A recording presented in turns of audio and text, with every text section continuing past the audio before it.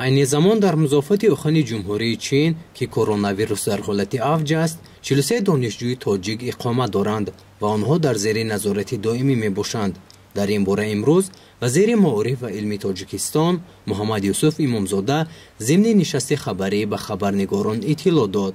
در عموم در مضافات اوخان که کرونا ویروس پیدا شده حالت فوق‌العاده اعلان شده است. 61 نفر دانشجوی تاجیک تحصیل می‌کردند.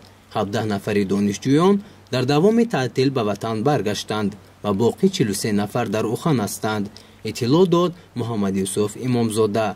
تعطیل این دانشجویان 2 ماه ادامه می‌کند. به گفته امامزاده مسئله برگردانیدن دانشجویان در میان نیست. ما به شتاب نزد وزارت تندرستی و سفارت تاجیکستان در چین همکاری داریم. از جانب سفارت به این دانشجویان همه روزه خوراک رایگان داده می شود و خود آنها در محل اقامتشان تحت نظارتند، گفت وزیر. مضافاتی که در اونجا بی‌باوی شده در ایزولاسی است. در اومدن قطعا من است. این بابای دیپلماتی بابای دیگر گفت شده و بابا مونده می شود.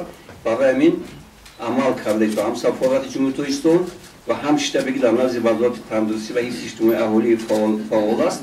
من خودم با این شتاب همیشه در علاقه هستم. الان جلسه کاری در حکومت جمهوری برگزار کردیم و امروز هم جلسه دیگر کاری نسبت این مسئله هست.